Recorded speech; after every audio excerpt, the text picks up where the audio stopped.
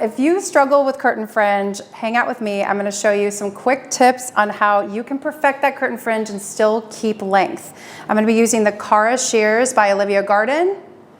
Let's get started. So we're gonna first start out at the front of the face, and I'm gonna create my very first section at the front of the ear because this is the area of focus. I'm gonna push all the rest of the hair out of the way so I don't get distracted by all of this amazing hair. I'm gonna do this on both sides. Once I pre-section those pieces out of the way, I'm going to create a line at the edge of the eyebrow to the top of that temple, and I'm gonna do a diagonal forward section, keeping this fringe in my playground, and the rest of the length I'm going to sweep out of the way so I don't carve too much into that. I'm gonna repeat the same thing on the opposite side. The next step, I'm gonna go directly in the center, and luckily because we are working with a center part, I can start at the center.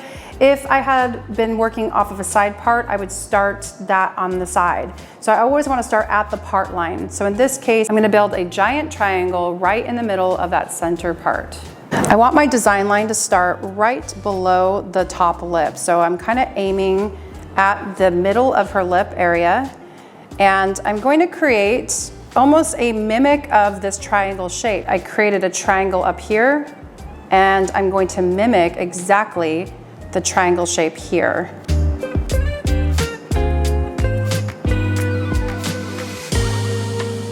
Now that I created my triangle section, this becomes the guide of my short to long section. So if I'm gonna go through the perimeter, I will turn the head to the side because I wanna cut as close to the body as possible.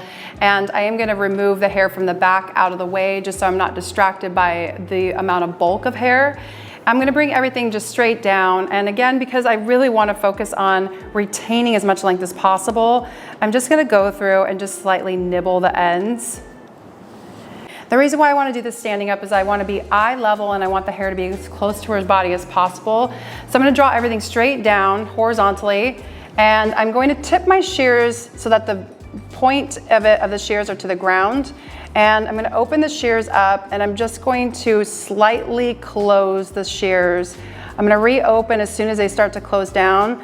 So I really want to make sure that I'm just dusting the ends of the hair with the inside of the Cara Shears. I'm gonna do the same thing on the other side. I'm gonna draw everything straight down. Clean up some of her existing length through here. And then I'm just gonna draw everything straight to the ground, picking up where I left off with that framing that I just cut.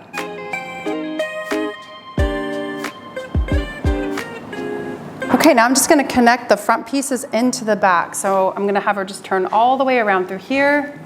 I just over-directed part of the side toward the back here, so you can see these 2 points, and I'm going to connect these in. But what I'm gonna do is actually turn her head to the side slightly, so I kind of use her back as a board, so to speak, so I can cut right against the back. And the reason why I'm facing her to the side is I want this shape to be slightly rounded. So I'm gonna use this section through here, and that's the length, and I'm just gonna continue this shape all the way through. So I'm walking that shape toward the center, and as you notice, it's starting to get slightly short to long. That's going to create a nice rounded shape at the bottom.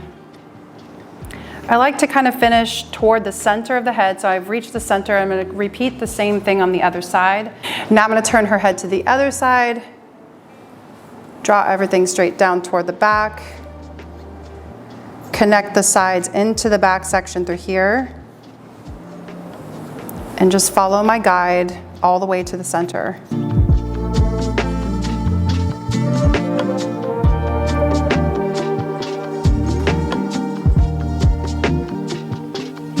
Before I connect one side to the other, I'm going to make sure that her head is straight for this part, and I want to make sure she's not looking down. And then I'm going to connect these pieces first. So there's a tiny little dip through here, and I'm going to connect these pieces in.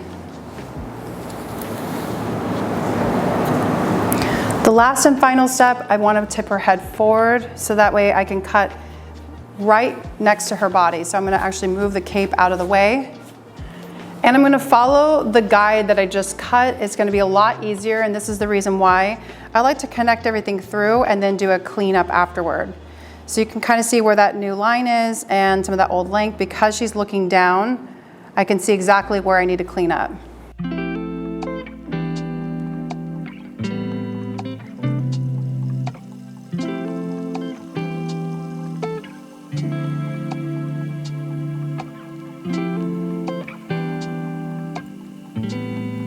Okay, now we're just gonna blow dry and then I'll show you some final steps when we're all done, so I'll see you in a second.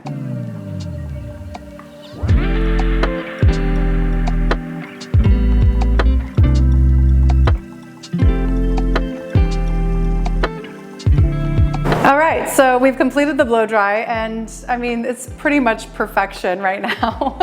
To get rid of this square look, I will bring the rest of her framing into the layers. So what I'm gonna do is part off in front of the ears again, and I'm gonna start this first layer out by drawing everything forward. And then I will start chiseling in. You can kind of see where this layer was falling from before. And I'm gonna start chiseling in very lightly. So I'm kind of doing this pushing motion with the shears. And I'm even skipping over some spots. I really want this to be very organic and I really want the hair to melt in to the rest of the length. I'm gonna do that once again. I'm gonna go 1 more inch behind. Now I'm on top of the ear. So I'm gonna repeat the same thing. I'm gonna go right on top of the ear, take that section, grab a portion of the section that I just cut, over direct all the way forward to the tip of the nose. I see my old layering through there and I'm just going to start chiseling in. And then I can even skip some spots if I don't want to take it too blunt. And then I'm gonna do one more time just behind the ear now. So I'm about 1 fingertip behind the ear, grabbing my previous section, over directing everything forward. And I still want to make sure that I wind up in the exact same spot, just at the front of her face. So right at that nose, and I'm going to slide my hand down until I start seeing those layers again. And I'm going to just skip over and remove weight. Chiseling in, short to long. Less is more when you're doing this, because this is the thing, when you push everything back away from the face, that kind of petals open. And now you've got a softness from that layering, but you didn't take too much out from the bottom so that it's got nice movement. It kind of added to that shape. You can see the difference right through here versus this side here where it just feels heavy. Like you can see that weight when you pick it up and drop it versus this side when you pick it up and drop it. So yeah, we're gonna repeat the exact same thing on the other side.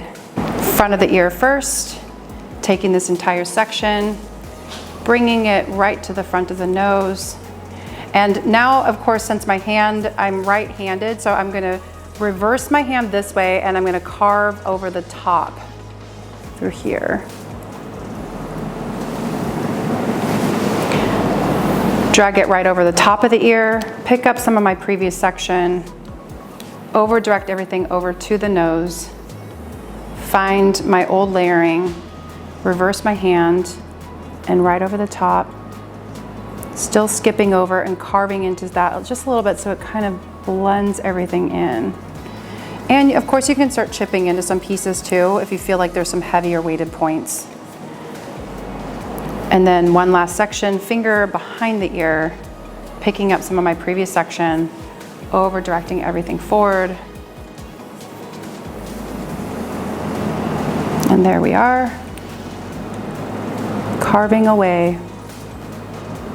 One of the things I will say when it comes to creating curtain fringe, because every face is different, every hair texture is different, I would say match density for density. So when it comes to this curtain fringe, I wanted it to be a bit heavier through here, but if the density is not as thick, then take a little slack. And the way that you would take slack is, instead of taking your section from the top of the head to the edge of the eyebrow like I did in this demonstration, you could actually do about half of that, just going to the middle of the eyebrow and having this be your strongest disconnected piece, and then taking the rest of that section behind it and over directing it further over so that it's not as heavy through here.